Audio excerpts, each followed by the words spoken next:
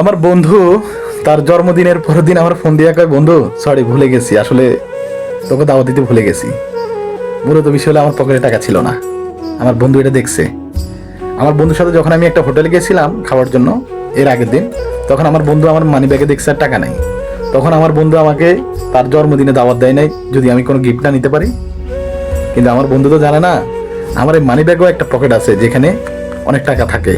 ঠিক আছে, তো এখন প্রশ্নটা হলো এখানে যে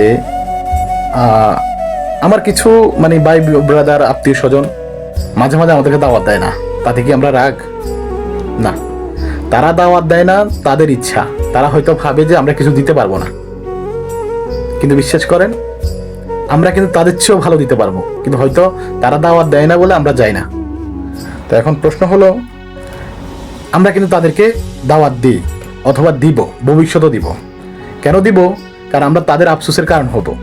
এক সময় যখন ধরেন একটা মেহমান আপনাকে, ধরেন আপনার আত্মীয় স্বজন আপনাকে দাওয়াত দেয় নাই, এখন এই দাওয়াত খাওয়া শেষ, কথাবার্তা শেষ, একটা সময় গিয়ে আপনিও একটা অনুষ্ঠানে তাদেরকে দাওয়াত করলেন, এখন তারা আফসোস করবে যে শালার ওই দিন আমাদের এই অনুষ্ঠানে আমরা এদেরকে দাওয়াত দিই না, অথচ আমাদেরকে দাওয়াত দিছে। তার মানে তার আফসোস হয়েছে না?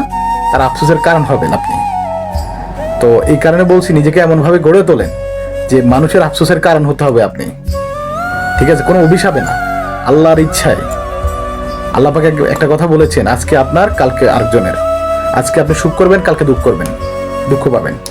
এটাই সিস্টেম। হাদিস কোরআনে এটাই বলে যে আজকে আপনি মালিক, কালকে আপনি কর্মী হবেন, ওই লোকটাই মালিক হবে।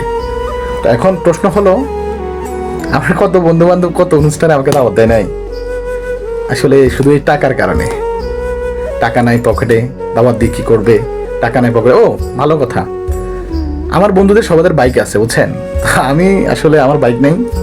তো এই কারণে অনেকেই দেখা গেছে কোথাও ঘুরতে গেলে আমাকে নেয় না। আর যদি আমাকে নিতে হয় তখন আমি ওই যে তেলের টাকা দিতে হয়, তেলের টাকা দিলে তারপর আমাকে নেয়। আগে চুক্তি হয় যে তেলের টাকা দিবি, যদি বলি যে হ্যাঁ দিব, তখন আমাকে ওইখানে নেয়।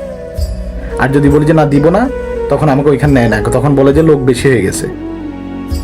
তো এই কথাটা কেন বললাম, আজকে এতদিন পরে মনে পড়লো যে আসলে আমার মানে কিছু বন্ধু বান্ধব, কিছু আত্মীয় স্বজন এরকম ছিল। তো আমি আসলে এটা বলছি কেন, এটা এমন কিছু না, জাস্ট এটা বলেছি, মনে পড়ছে তাই বলছি। এটাতে আসলে অন্য কিছু মাইন্ড করবেন না, আসলে দুঃখিত। আর আমার ভিডিওটা হয়তো অনেকের বিরক্ত লাগতে পারে, তার জন্য সরি। আর আসলে কথাটা মনে চলে আসছে তো, তাই সত্য কথা মানে চাপা রাখতে পারি না। তো কার কার সাথে এরকম হয় অথবা হয়েছে একটু জানাইন। হ্যাঁ, আসসালামু আলাইকুম।